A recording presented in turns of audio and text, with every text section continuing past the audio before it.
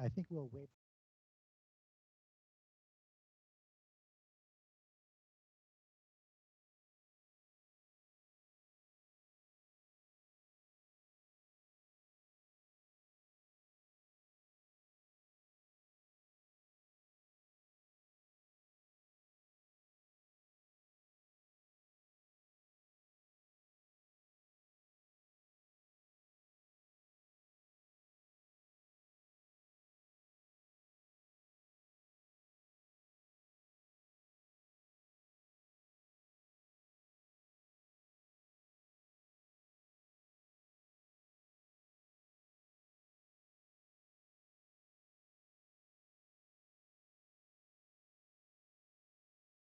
Can you hear this?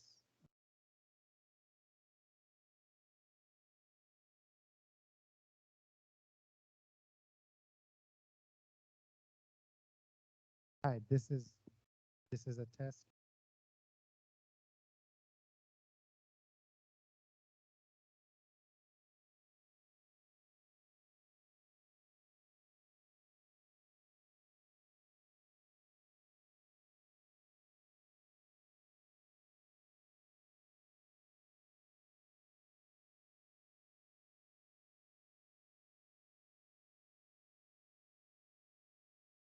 Hello, this is a test. Can you hear me?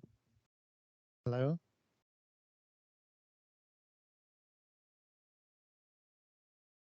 Yes, I can hear you. Hello? Can you hear? This is hello? I can hear you. Hi, can you hear? Hello? Yes.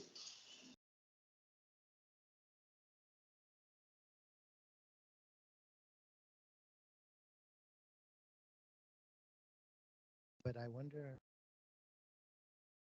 not related to his team.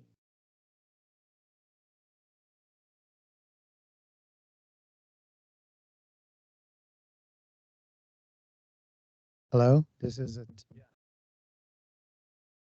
Hello? Can you hear me? Hello? Can you hear online? Can you hear?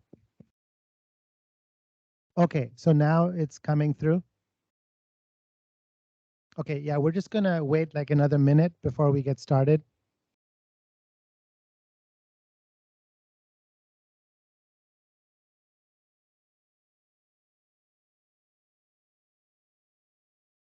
Yeah, the audio is.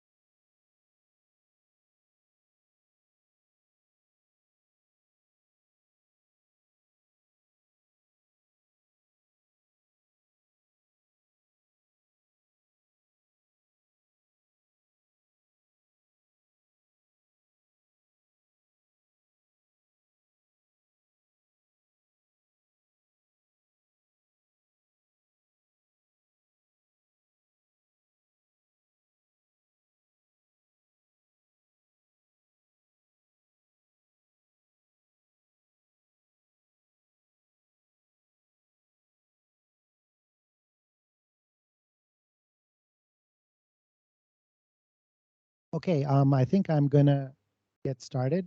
Um, thank you all for coming to this month's edition of Big Data Bellevue Meetup. My name is Siddharth Agrawal. I'm the organizer. My co-organizer is Chaitanya. It's actually great to see so many faces in person. It's been a while since that's happened. Must be because of the new year, I'm guessing, or everybody loves Airflow. Um, So this meetup was started at least about 8 years ago um, by a group of data scientists working on Hadoop at the time. And then I kind of inherited the ownership of this group and have kept it going. But the idea is to learn and hear from industry um, people working in industry about how they're using and applying big data technologies to solve real business problems. Um, and our audience tends to be like a range, like from beginner who just wants to learn to more advanced. So if even if you have a simple question, feel free to ask. And folks online, you should be able to just unmute yourself and raise a question if you have one. Otherwise, we'll have time for questions at the end of the talk as well. So today's talk is concerning a technology called Apache Airflow. And what this is a way of orchestrating and controlling your data pipelines in a very flexible manner. So you can, there tends to be a lot of moving parts. Like I know I've written Hadoop jobs with or Hadoop or um, batch processes with like hundreds of jobs in them. And Airflow is a more optimized way of, managing that complexity. So today we have a speaker from Zillow, Arif, who uses Airflow in his day-to-day work. And he will be telling us, all about it. So with that, I'm going to hand it over. Thank you. Can you guys hear me? Oh, okay, cool. I'm going to see. So yeah, thanks for coming. Actually, I've been working for the past 3 years, and I didn't so much traffic or all the construction here in Redmond area. So anyway, so yeah, my name is Arif, and so I am a data engineer working at Zillow currently. My introduction to Airflow is actually probably about a year and a half ago, and at that time I was kind of trying to learn as much as I can, but it was a very hard tool to kind of new technology to learn. So as all of you guys know, so so with that said, I kind of like right now I work at Zillow, and so probably about 95% of my job is just working with Airflow. So what that means is basically maintaining a lot of pipelines and then also orchestrating new pipelines. So with that said, I'll go to kind of the agenda here. So what our agenda is to basically give a brief introduction about Airflow and what was life before Airflow, how people were doing things, at least I was doing things before Airflow, and how Airflow made it uh, different for my day-to-day operation. And then a little bit about how to scale, how you can use Airflow to scale data pipelines, common use cases, how do I get started, and I'm going to be doing some live coding. The good news is I have a test Airflow that sits under my desk, and I was able to do a port forwarding while I was here. So I will be able to give you a good live UI view and all that stuff. And then the cool thing about Airflow is also there's a lot of third-party extensions, and then also you can extend it. It's basically a Python library built on top of Flask. So if you know Python and how it works, you should be able to pick this thing up very quickly. And then at the end, comments and queries, or comments and questions. So we'll go to the next slide. So this is kind of what most of my life looks like, and I'm sure if you're working on data world, this is how your life would probably looks like. You can relate to this thing. So the way I see, thing doesn't work. So the way in Zillow and most people that do in data aggregation for ETLs or analytics or BI or machine learning, whatever, data is the heart of everything. So basically, you collect the data and then you basically enrich the data, and then eventually the data tells you about something. Like, your customer is not buying this product, or your customers are all moving to Texas, or whatever happens to be the case. So if you see on the left-hand side, data collection these days happens, say like FTP site. We could be collecting data from emails. We could be collecting data from RDMS database, whatever that could be. API calls, Kafka streams, some Graph DB. So I mean, these are just a sample of stuff, but this is kind of a sample of things that people collect data, and there could be many more sources like that. So how that happens is the data comes in. At the bottom, you see the Airflow kind of orchestrates it. So basically, you have this is a source. So it connects to the source. In this case, all these different sources, and then basically it would take, and then underlying the pipeline would pull the data. But this is just the orchestration tool tells you, okay, my source is, say, like in this case, FTP site. Bring the data, and then in most cases, people use all these fancy names like gray data, black data, whatnot. So in a general sense, it's like a raw data. So once you pull the data out, get this data from these different sources, it would be a raw data. So the raw data will have a lot of things, ugly things in it. Make no sense. So then what you have to do is you have to go through a transformation process, and that in this case we use Spark, and people use all kinds of different other tools. So in this case, I use Spark to kind of transformation process. So what that means is, so like you get 10,000 rows of data from some kind of a API call or whatnot.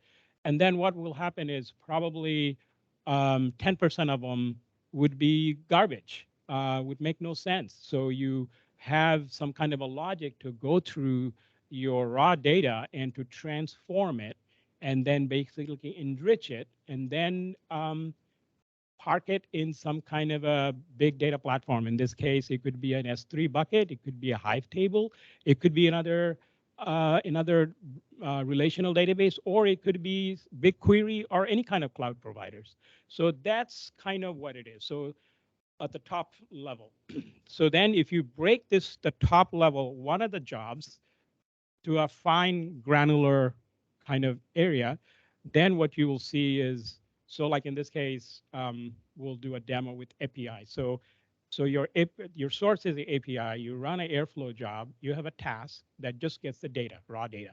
And then from that raw data, it saves it into a storage. So this would be any kind of storage, S3 bucket, or, blob storage, or, whatever, doesn't matter, or just a regular file system.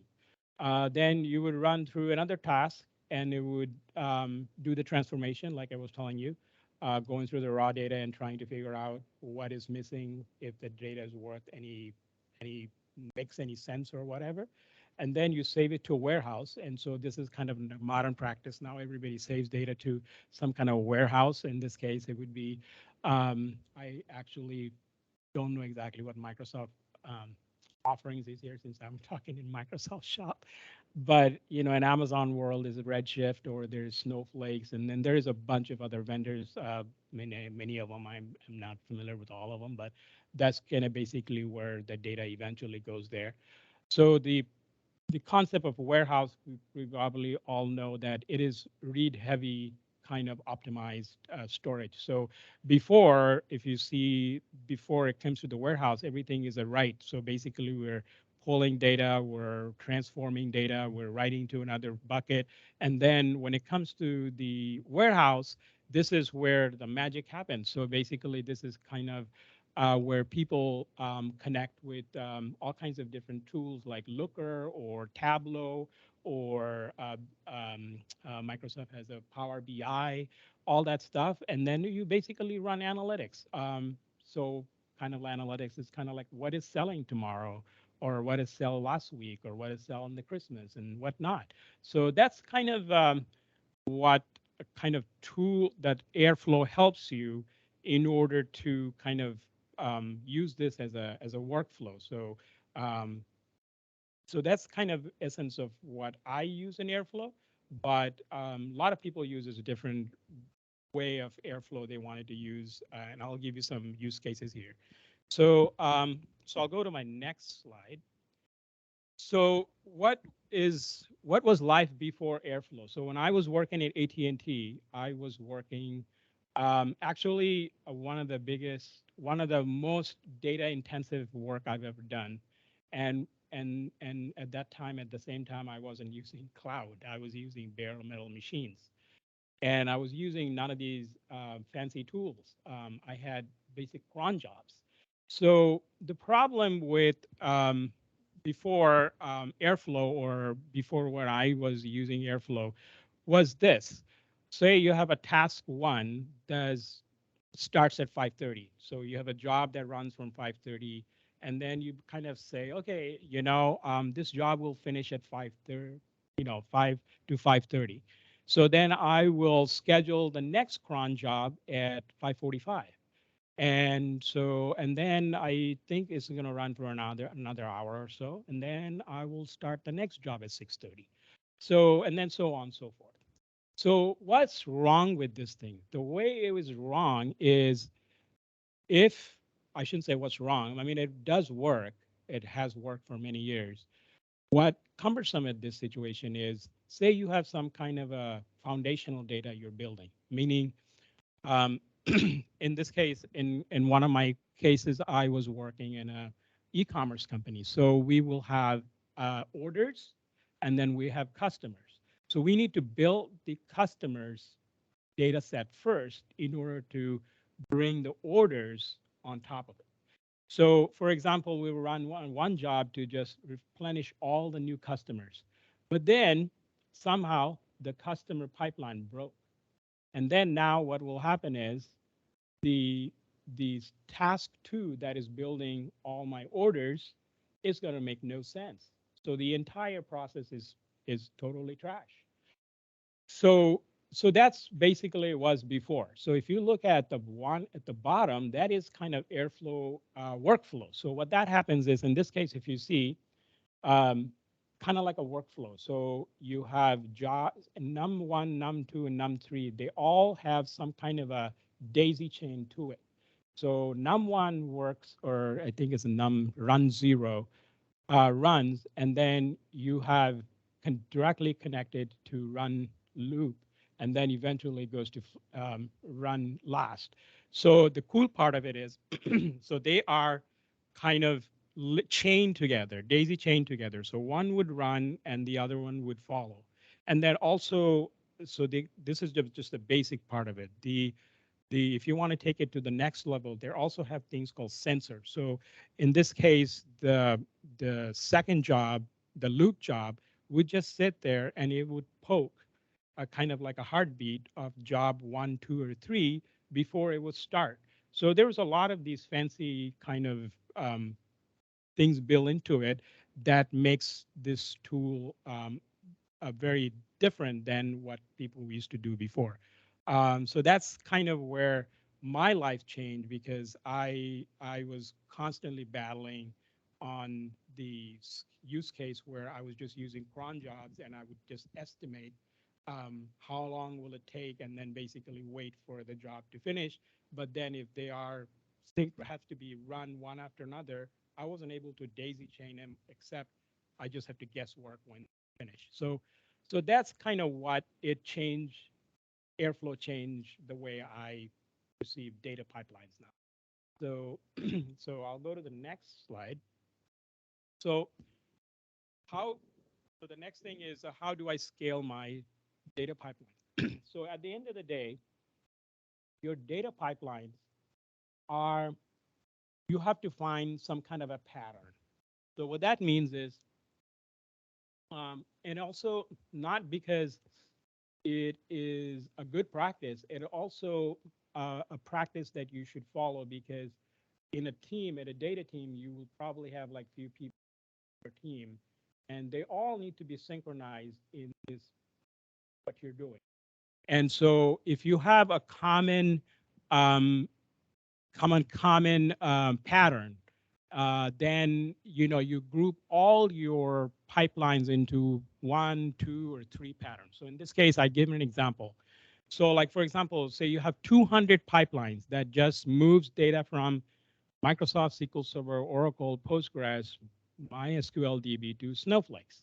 So now, in order to kind of, if you look at the pattern, this is kind of like a pattern where you have a source that is whatever our really relational database is, and eventually they all go to Snowflakes. So you have about 200 pipelines. I'm just giving it just a rough, just a arbitrary number here.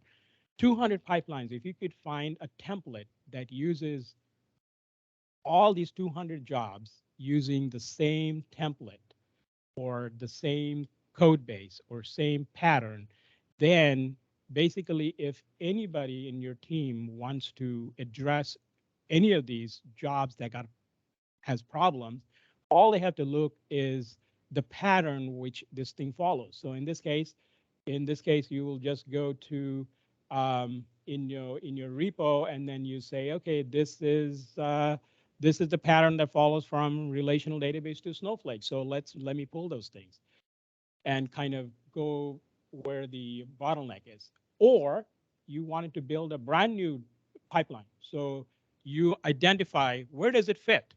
Does it fit data coming from a relational database to a Snowflakes, or does it fit from an API? Are we taking an API and we're putting into some kind of a NoSQL database, or are we doing a Kafka stream and putting into NoSQL database? So you kind of look for all these patterns, and you say, oh, okay, it falls into this other category, that third category. We're taking data from API calls and we're parking it into S3. That's cool. So what will happen is, in this case, it makes your job a lot easier, because what you will do is you will go to your template where it says API to NoSQL, that template, and you just go in your code repo, and then you basically change the source and do some little few things here and there, and you'll have a pipeline work. And that is actually would makes it actually does not it makes sounds very simple, but it is actually a way to make this thing work in the data world. So you would probably spend a lot of times trying to find out where the data problem is. But if you have all these things sorted out in some kind of a pattern, then you'll be able to churn out more pipelines, and you'll be able to troubleshoot pipelines whereas they happen, or you'll be able to spread the work around your teammates, saying, okay, we have these four patterns. So if this is falls in this pattern, so we would just go to this pattern, and we'll create a brand new pipeline, or fix the pipeline, or maybe retrofit the pipeline, that kind of stuff. um, so that's that. And then so that's how you scale your pipeline. So in this case, data has exploded actually. So in Zillow, we probably have close to 1,000 pipelines runs every day. And so if I had to go look at, if this didn't follow some kind of a pattern, we would not be able to churn more and more pipeline in a weekly basis, and every sprint or whatever. We would have to make everything from scratch. So that's that. And then I will show you the code. There is a way to run the DAG to make it clean and make it more efficient. But you also have to use the same practice as far as how to run a clean code. You do not want it to run a pipeline that brings 20,000 rows and expect this thing to, just because you're running an Airflow, it's going to be very proficient. No, it's not. You have to break the pipelines into smaller chunks and then write in a very deliberate way. Just because you're running an Airflow does not mean that you can do magic. So that's not what this tool is all about. So with that said, I'm going to go to the second thing. So this is some of the common use cases. So the common use cases is obviously the ETL, so moving data from point A to point B. Okay. Some people use actually restart servers or restart services. Or in our case, we use a product called Hootie, which is kind of like I don't know if you ever guys ever use a product called Hoodie. What it is basically, it helps you the streaming data to get in a regular interval. So when you're having a Kafka stream that is ever ending, it's always pushing data. So there is no end time and there is no start time. It's continuously pushing data. So you have to have some kind of a tool in between, like Hoodie or Flink or something like that, in order to commit the data that we take for granted in relational database. So like when you hit say, when you hit you know um, insert or whatever or update, we take it for granted underneath the plumbing, it's saved. We don't have to think about it. But in the streaming world, since there is no save button out there, you have to use some of these external tools. So in this case, we use we use Airflow to restart Hoodie one every 30 minutes or so. There's also people use it for sensors. So meaning like, FTP, so third party company comes in and drops data to your FTP site or your AWS VPC and whatnot. So then somehow you need to find out, okay, the data is just got dropped, so I need to start my other processes. So it uses, there's a lot of other tools, obviously, but a lot of people uses the Airflow sensor in order to see if there is a new data or something change in some bucket. Also, you can, I have a demo here where you can trigger cloud services. So, like I have a demo here. Hopefully it works. I would run the Spark job. So I would execute Airflow DAG, and it will run the Spark cluster on AWS. So hopefully I can show you guys that. So these are some of the use cases, but this is not all. So we'll go to the next one. So how to get started. So the best way to get started is actually there. I have to put the link in there. Is using a Docker container in or that MacBook. And so um, it is.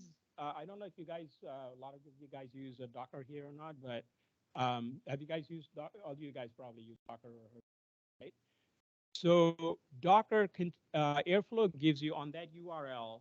Um, Share it later.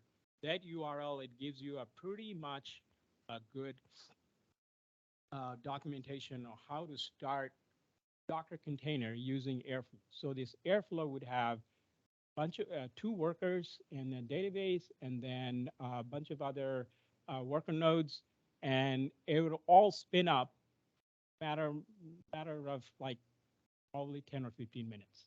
And then you will have the exact UI that you would use in uh, live production. And I'll give you guys the demo as far as that goes. So the reason I put the Docker file here because, as you know, the Docker container that comes on Airflow would have, since it's a Python library or Python application, in order to extend this thing, you need to expand your Python packages. So you can't just say import, Python Panda or PySpark or whatever and expect this thing to work, obviously, because those libraries are not packaged when you install the Airflow container. So so you have to extend the Docker container using a Docker file. So in this case, I kind of give this example of, and I can't move my screen to show you where I am, but say for example, first few, I think I don't see the first few lines from the beginning, but anyway, the first few lines is all about, you know, um, getting the image and building the machine. What I wanted to, the reason I wanted to show here, what I wanted to showcase here is like somewhere in between where you see your AWS secrets and AWS keys.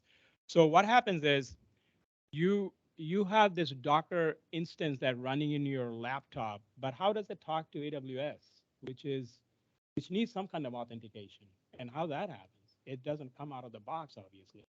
So you have to use some kind of a library and extend this Airflow package to talk to your AWS infrastructure. And I'm sorry, I'm talking AWS here in a Microsoft shop, but I'll make it up one day if you invite me again using more Azure stuff. But anyway, so what that means is like if you guys were, any kind of infrastructure you build on cloud, you have a key and a secret, and a lot of times, those are kind of password and name kind of thing. And so somehow, you have to inject those things into the image itself. So the image would authenticate inside the container to AWS or whatever the I would provide. So since it's run in your laptop or MacBook, it's not going to immediately container is isolated and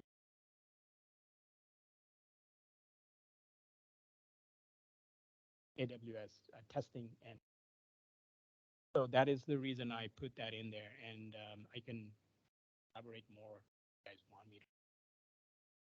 So I'll go to the next slide. So this is kind of the DAG code that I would switch. This is just kind of like a little preview, but I will switch it to my IDE shortly to give you a more um, better view, I should say. So let's see. Let me do that actually. Here. So here actually okay, yeah. So here actually there's a lot of redundant libraries that I imported. But so top part, so the top part is basically,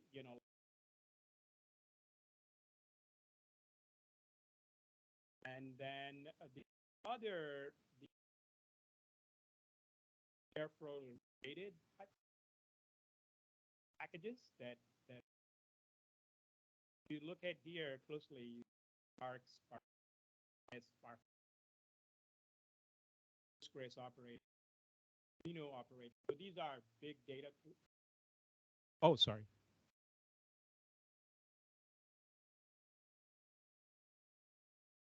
Okay. So if you see here, some of these things, like some of these big data tools, right? Spark submit, Spark JDBC operator, Postgres operator, Trino operator. So these are built-in operator that comes with your Airflow, but then it does not get installed by default. You have to extend using the Docker file that I was talking about, and it's just a basic pip file, Python library package manager. So you use the pip to extend any of these packages that you want to use, but it does not come installed when you download the image or you get the actual image from Airflow. So that is what I wanted to mention here. And so here is some of the AWS thing that I installed. And then here, the Bodo session is the one that I was explaining to you about. It talks directly to the cloud, in this case, AWS cloud, and using these Python packages. Let's see here. And so what I wanted to show you is, so this is where you um, declare your common variables, or I should say keys, that is Airflow specific. So you can say owner depends on start date, email, whatnot, retries, and you can either put a tag and whatnot. So there's a bunch of documentation on this thing. You can add all kinds of stuff in here. What I wanted to show you is mostly starts right here, is basically the DAG starts right here. Okay, so so a DAG stands for direct act. I can't even. Okay, there you go, there you go. So that's what it is, and so you have to have a DAG ID, some default arguments, which I explained to you up, a little further up here, and then the tags, and then a scheduler. And this is kind of like a cron kind of scheduler. It runs every 55 minutes, and you obviously you could change this thing to do whatever you want. And here is actually the task. So in this case, it's a Spark submit. So here is a Spark file. So it is basically a Spark submit. So what this thing does is when this job runs, it just takes this Spark code and it submits to your Spark cluster. In this case, the master and whatever. So that's all it does. And you'll be able to see in your history, Spark history server, or even your Spark master server or worker node, you'll be able to see the job ran. Um, here is a job that runs a Postgres. So basically, it runs a SQL command, and that is I have it here on the side. I can show you. So this all this thing does is basically does an insert, I believe. Let me see. So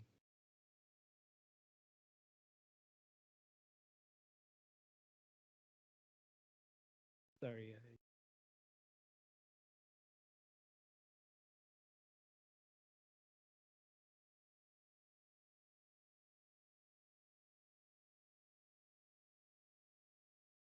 Okay, right there. Sorry. So it is insert. So what it does, it's going to insert this little raw data, and that's all it's going to do using that operator here. This is basically a Python operator. So basically, what it does is basically executes a Python function. And so all it is going to do is whatever the function tells you to do. That's all it's going to do. Here is operator a task that does a Trino operator. So which is used to be called Presto. Now it's called Trino. So all it is a query engine that does all kinds of fancy stuff. So that's that. And then here is hopefully I can get to this demo here. So basically, I wrote. So in the beginning, I said the way you wanted to make this thing more efficient is by choosing a pattern. So in this case, if it's an API data that you're trying to grab, you write operator. In this case, you write an operator. Operator is basically a class that is templatized. So anything you wanted to do in the operator is basically a big picture of kind of like a template. So I'll show you an operator here, that operator that I just showed you here. And this is the actual operator. So this operator, so so at the top, these are all the same kind of a Python, libraries you bring in. And then here is basically you extend the base operator. So Airflow base operator is what we're extending, and obviously there is good documentation on it. And so these are basically, you're initializing your class and whatnot. And this is all the functions that your thing's going to do. In this case, what I was going to tell you is this operator, all it does is grabs file from some API endpoints, and then it saves it into an S3 bucket in AWS. That's all it does. And so here I'm getting the API and data, and then here I'm saving it to S3 using Boto library, which is a AWS Python library. And then, so here is the interesting part that I was trying to tell you guys that here I am executing a glue job. So the glue job sits on the AWS cloud. So here I am using the glue to process the data that I just collected the task before. And step two, I save the data in step two in S3 bucket. And here I'm going to take that data and I'm going to do something with it, transformation or whatever. And then here is the part that I was telling you about the sensors. So when you run a serverless application in the cloud or wherever, it doesn't tell you when it tells you when it started, but you will not be able to figure out it when it ended because it's not going to give you some kind of a clue as far as when, unless you constantly trying to get a status of it. So here, this job would only thing it does is basically trying to figure out when the glue job is done. And let's see here, what else? And so basically the end of this whole thing is basically run the pipeline in that order. So all the steps that we just talked about. So here, I get the API data and I save it to the S3 bucket. And this, I start the glue job. So since um, one thing this is run by this, what should I say? Um, by mistake or by whatever. So since it's a serverless application and this is an orchestration tool and I have it running every 5 minutes, if if you don't forget to close these serverless application, it's going to run all the time at 5 minutes. And at the end of the month or whenever you get the AWS bill, you're going to see, okay, my God, I got $1,000 running crappy jobs. So it has happened to me. It didn't wasn't $1,000, but it was quite so. So anyway, so I just wanted you guys to be careful about that. Anyway, so that's the kind of um, under the operator code that kind of how it runs. It's pretty simple. It's not too difficult as far as that goes.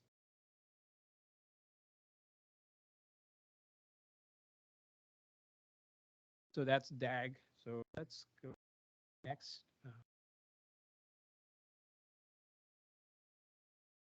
Okay, so this is what I was telling you about this built-in operators that comes a lot of built-in function that comes in AWS.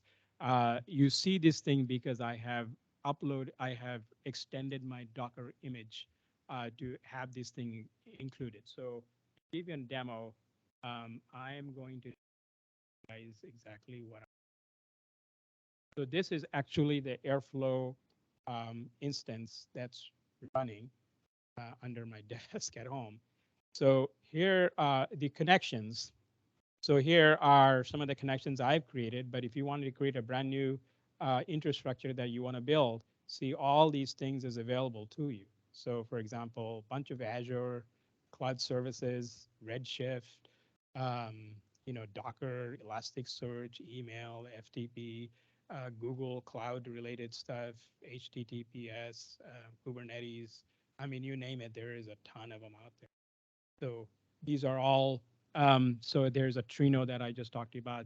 I just showed you guys Spark, JDBC, and SQL and Spark Submit. So Redis. So there's a lot of them out there. So basically, what happens is you authenticate against the server, whatever the kind of infrastructure you're trying to build, and then it creates a connection ID, and all you have to do is use that ID to call the service. So as easy as that. So let me go to my.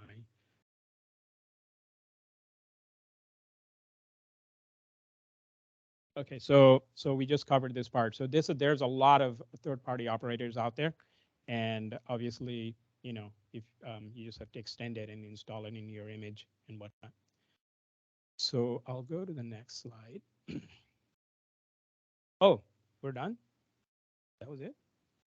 Okay, so I guess I don't know what, but anyway, so I could let's see what I was going to show. Oh yeah, I know why it's not done yet. So what I was going to show you guys.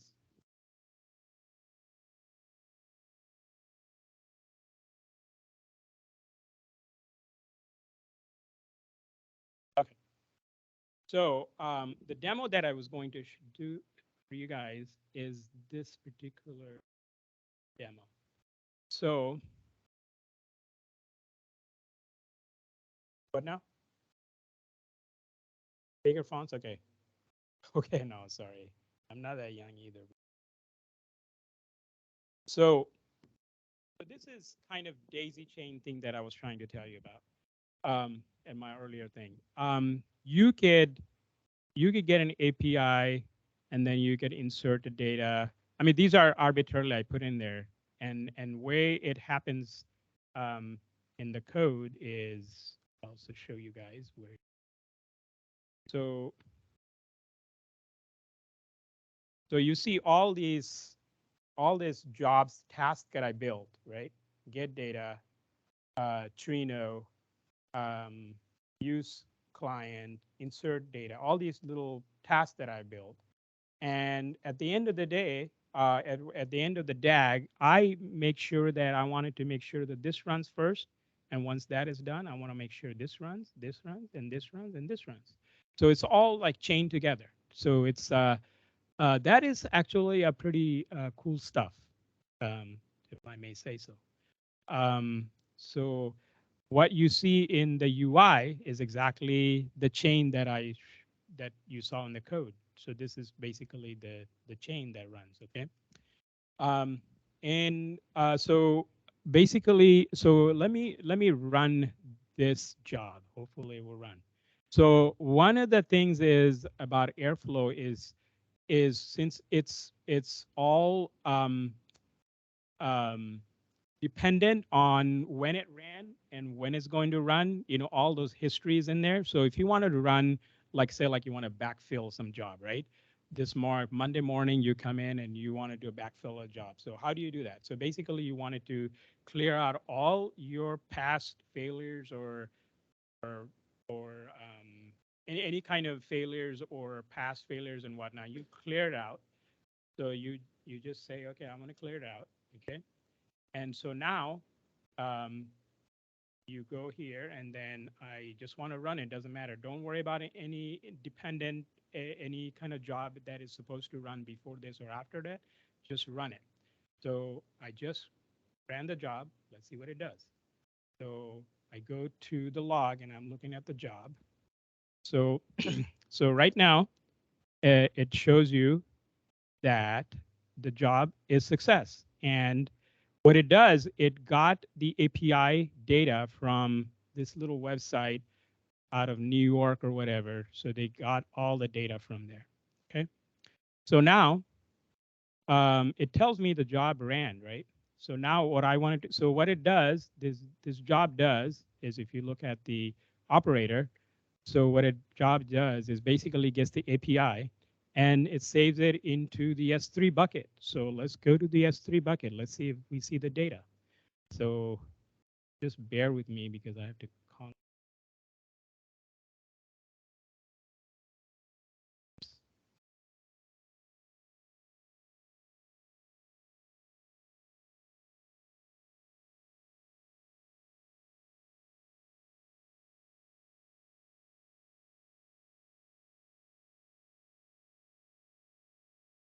Okay, so see here.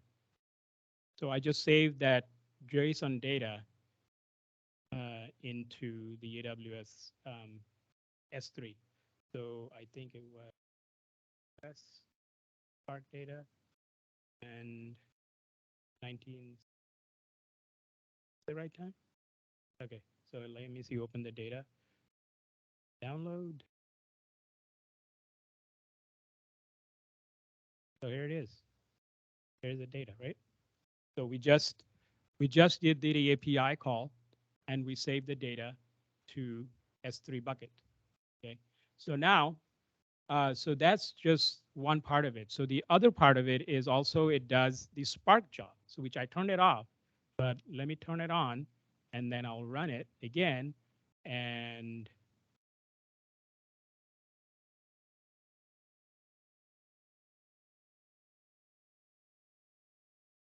this is going to be low.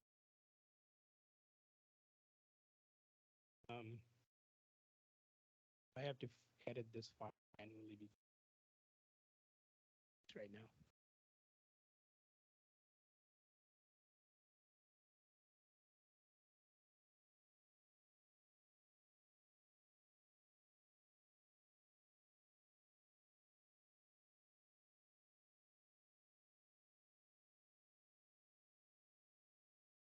Sorry, one second.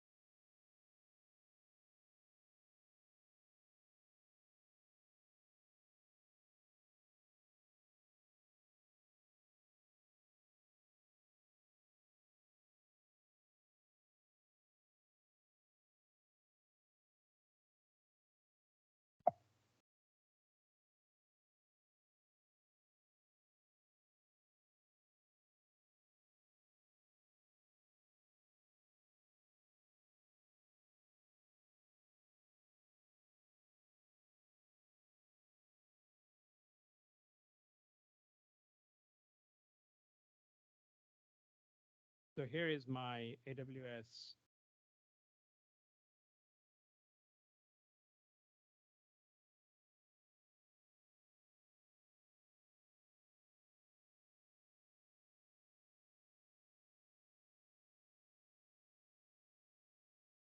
So what I would do is the next thing, what will happen is it would run this glue job.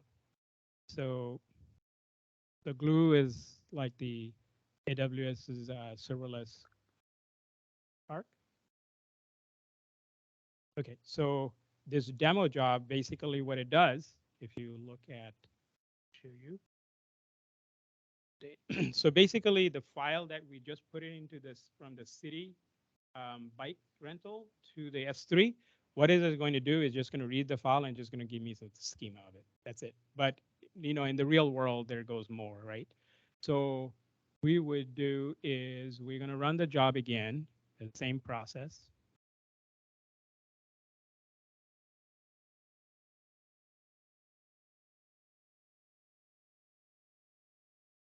So it's the same kind of thing where you have to um, um, clear out all the past runs, history or whatnot, because you want it to run. Okay, so no, I sorry.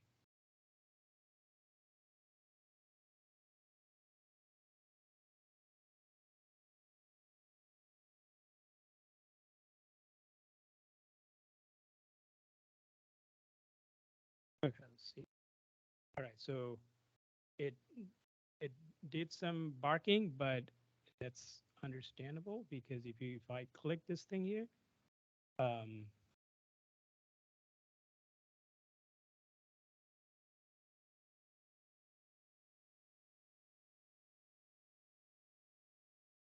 so it says it ran. Is that no? It's not the right time.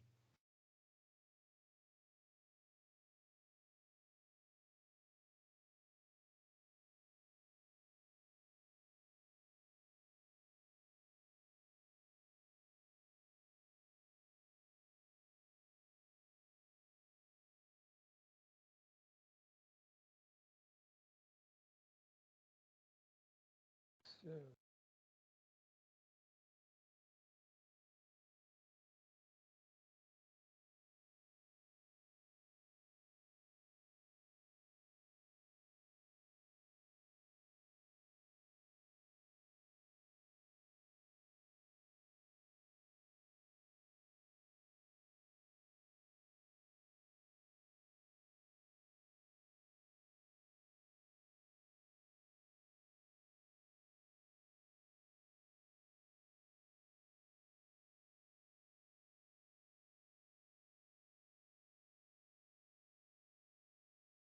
but it should start this job and it should read that S3 file and it should give you like a count of the schema header.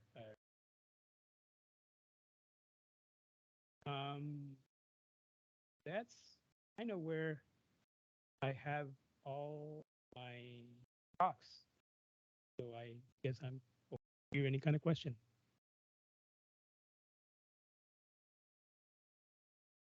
Sure, sure. Oh yeah, definitely.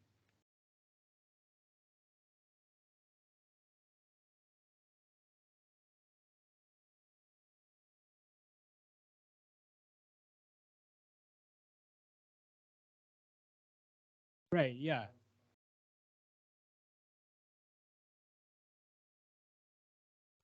You know what? I'm not the right person to tell you about that, but I saw there is a Kubernetes operator there. I think we just saw it if I'm not wrong.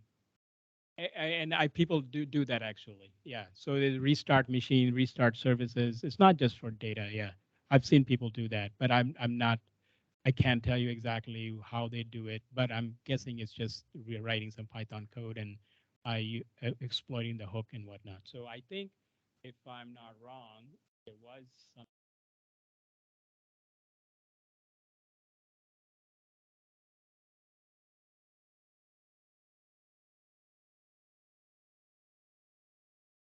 there.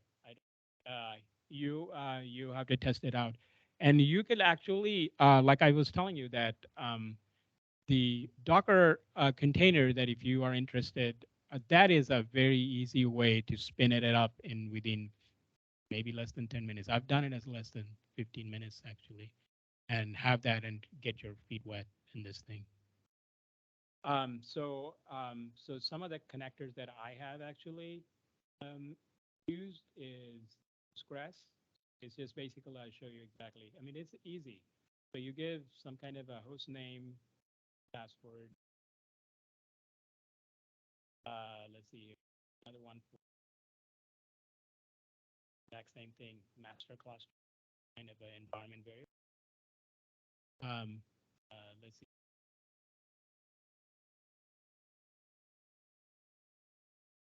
Um, then yeah, same thing for the Trino. Yeah, so it's depending on what kind of connector that you're trying to use. You'll just have to kind of, you know, fill in the gaps, I guess.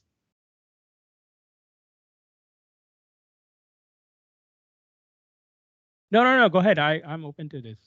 I,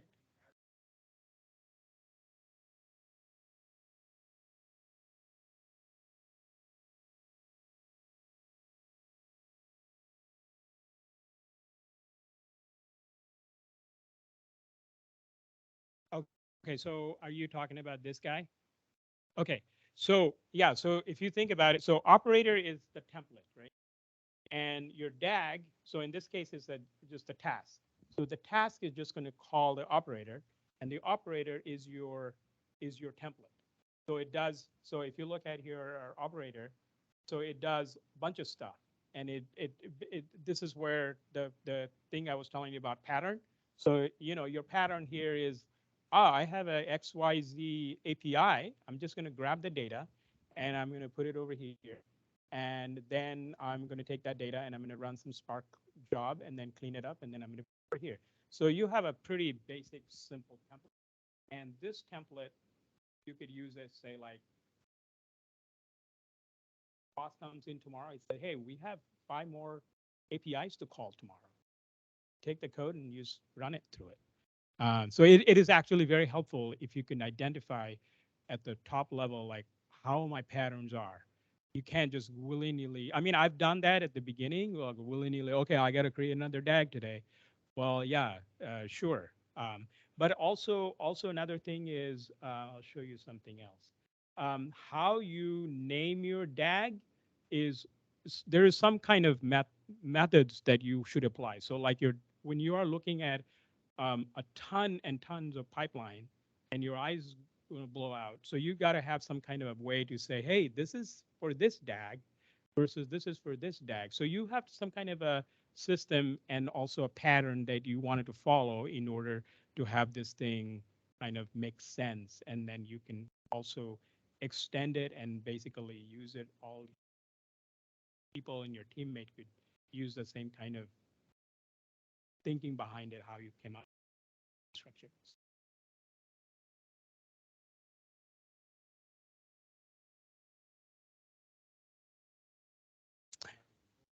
Yeah, so that's a good question. That's a good question. So here is behind the scene. Um, so this is something that you would be able to. So this is my Airflow um, server.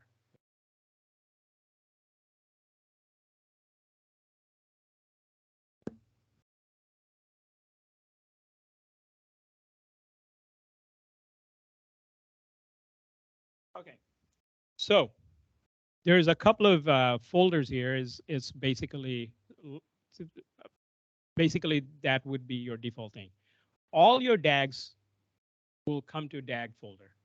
Log is obviously logs, and then the plugin folder is so I would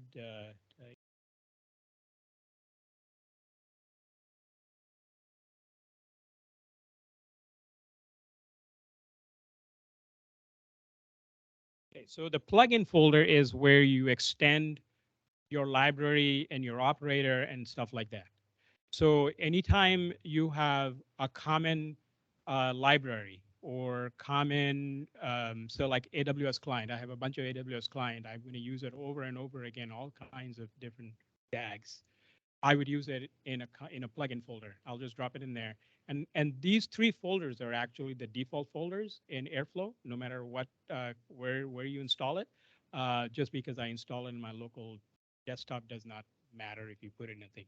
So to answer your question further up, the way people um, deploy Airflow is the following.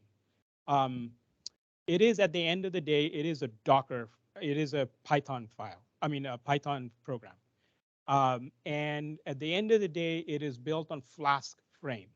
So anytime you try to extend any type of functionality of your Airflow, maybe it's like you're bringing a new library or you know adding a new feature, you have to have those library in your Airflow installation, right?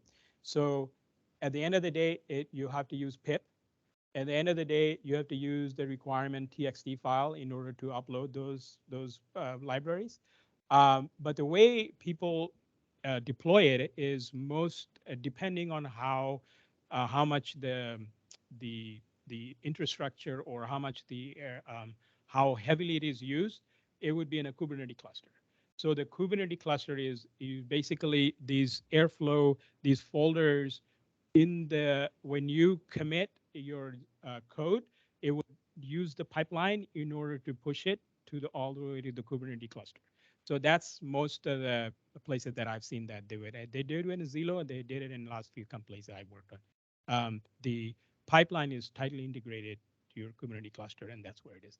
And when they deploy it immutable. So basically, they wipe out the everything, and then they redo the image of your Docker file. So I hope that answered your question. So yeah, so when you install it in your local PC, if you ever wanted to do it or laptop, you will have these three folders. And so when you deploy the DAG or testing the DAG in your local, all you have to do is, in my case, I created a script from this folder to move to the that folder, and that's it. And I refresh it, and it comes up. And in the enterprise environment, it is obviously does the same thing, but it uses the pipeline to do the copy part of it.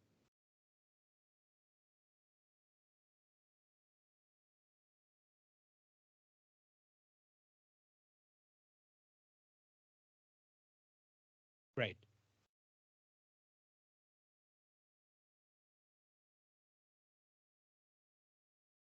Right. Exactly. Yeah. Oh yeah, yeah. That's what we do it at Zillow. So I would tell you that it is a blessing and also a curse because when you're developing, and you are writing one DAG. Now you got to push this thing and go all the way to circle and testing and all that stuff. You got to wait another 5 minutes, and just to have a little thing go, test it out, right? And then you have 20 people says, "Hey, your DAG failed." That's another part of it, right? So that's why you wanted. I like developing in the local machine. Then I could just basically flush out all the nuances, and then when I'm really confident, and I just kind of plug it over there. Yeah, so it is actually a ton faster if you develop it in your local environment. Yeah.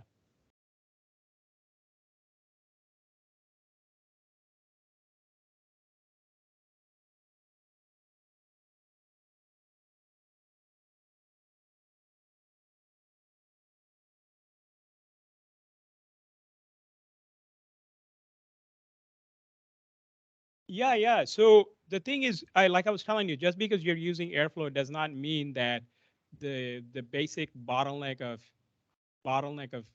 infrastructure or cloud or bandwidth at all gone away. You have okay. So for example, if you are going to be uploading say 10 million rows every night, right? Just because you are using Airflow doesn't mean it's going to be all hunky dory. You have to use your common scaling method. So in this case, maybe you would chunk up 40 million rows into smaller chunks and then use them with daisy chain or some kind of a sensor to say, okay, I just loaded 10 million. Now I'm going to start from 10 million one, and then when this 10 million one to 10 million 20 where it's going to be done, you can use that is the beauty of it actually of that. And before this in the SQL world, if you want to write a cron job, you can just you could do limit of 1,000 and then run another cron job, limit of 20,000, that kind of stuff. So it's similar kind of thing, but it's more um, programmatically doing. So I don't know if I answered the question. Yeah, yeah. As far as what another cool thing about Airflow, I would say is back backfilling the jobs, right? So backfilling is a part of the any kind of data air pipeline. So in this case, you saw how easy it is to backfill a job. So basically, you would come here. Let's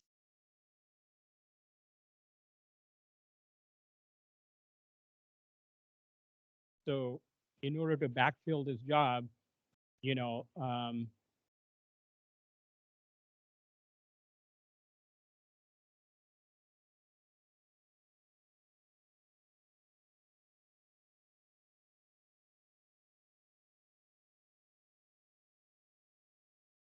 so any of these things got not working. So all you have to do is backfill it by just running it independently.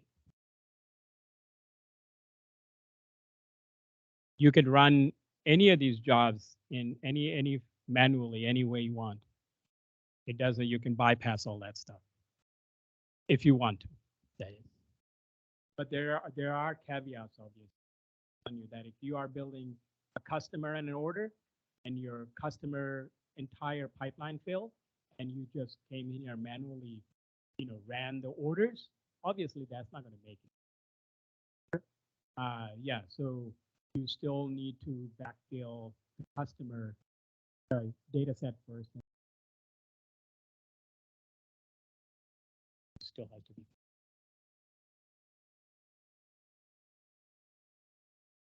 Yeah, yeah, exactly. You can run any of these things independently as long as you clear out the history from, all these histories or one of the applicable histories, and you run it by itself.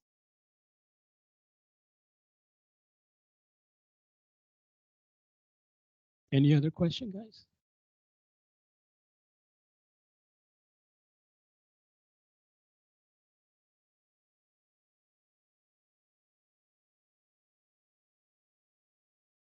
Yeah, so there is actually if you look at some of these, there's actually like what do you call that? Like a color coding things here. So this thing is running. Um, then if you have dark green, that means it's success. Red is failed, as you see right there. But you have a bigger grid. Um, there's a lot of fancy calendars here or UI that you could see, like some of these things failed and whatnot.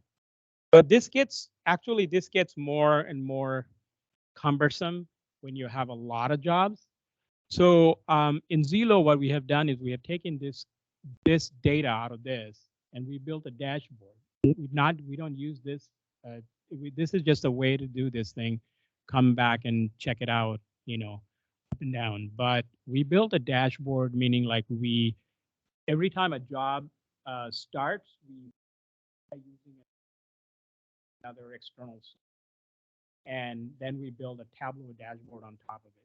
So that way, um, we able to. And then the coolest, I would say, the latest project I've done is basically, and it's kind of interesting because um, most companies they run the DAG or they run some kind of a pipeline, and again, I'm not saying all companies do it, but some of the companies I actually most of the companies I worked on. So you ran a pipeline, and then today an average, say like it runs 20 million rows or 10 million rows or 5 million rows, whatever. And today, over the weekend, all of a sudden it dropped to 1,000 rows or some ridiculous amount, right? And there's no way to catch this thing before. But you have to be proactive. So, people come in Monday morning, oh, data missing. What happened? So you go here and do all kinds of stuff. So one of the things that I have done recently is data quality and data check. So before you run a job, you take a snapshot of how many rows you have. And then after you run the job, you take another snapshot. And then these two numbers, you assign some kind of a threshold, so 5%, 10%, whatever. If it falls anywhere in between, then it's your regular business rules. But if it goes drastically this way or that way, then you definitely have some problem, and you could be reactive, not proactive. I mean, you could be proactive instead of, 12 in the morning, somebody calls you and say, hey, we have a huge problem. We have data missing. So that's one thing. Another one is also data quality. So so most of the things happen like when you have no control over the data that you're ingesting. In this case, you are getting data from third party. So XYZ company is dropping data in your FTP site or VPC or whatever, and then you're pulling this data and running your you're transforming and running your analytics, and you don't know these people. You hardly talk in a daily basis that what kind of data they're sending. All of a sudden, they have some kind of a problem in their data, and then what happens is you actually find out later, a day later or 2 days or whatever happens to be the case, then hey, this data is all trash. So another thing is you also run similar thing, just not the row count, but also some of the key fields that you want to see. Okay, this cannot be null. It cannot 10% cannot be null, or 15% or 20% before it was not null. All of a sudden it's null, or it is cannot be bunch of I don't know, addresses supposed to be address, and all of a sudden it's phone number or whatever. Some of these things that you have checked, those are the things that you can do data quality check, like row count, quantity, type of data that you wanted to see in a consistent basis. And then also some of the fields are missing. If you're not control of the data, tomorrow they may be sending you a less fields that you used to get, and all of a sudden you have no idea. But this way, it will catch before that somebody tells you that it's not there.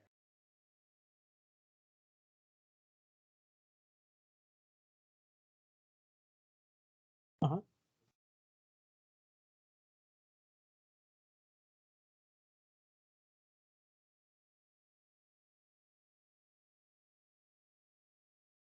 Mhm.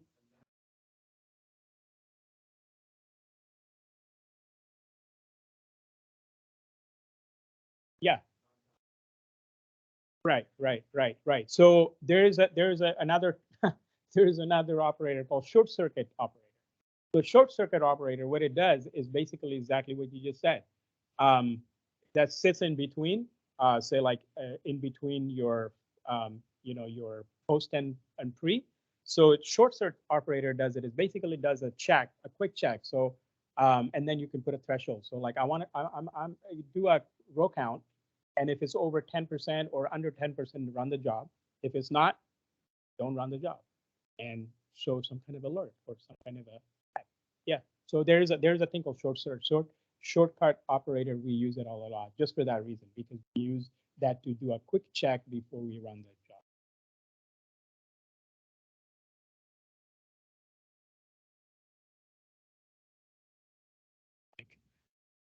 So anyway, any other question, guys?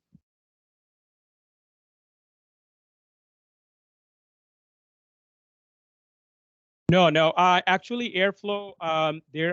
There's another company actually called Astronomer, eh, and they have actually um, AS, if I can spell it right. They have actually operator called SQL operator, I believe, or table operator, something like that. Um,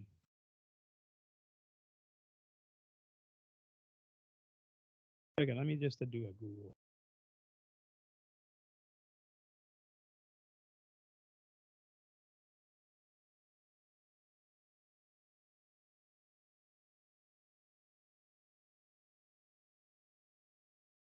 SQL operator, I believe that's what it's called.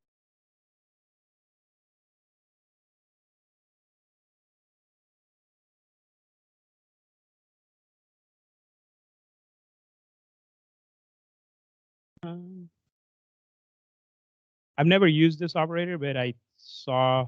Okay, I think it's this one. Check SQL call. No, there are an operator like that. I know. Not sure if this is the one or not. But so the one operator that you were asking me, that's something that I built, and that does only a few things. Yeah, and it's just like the row count, the data quality and column check. So it's all customized.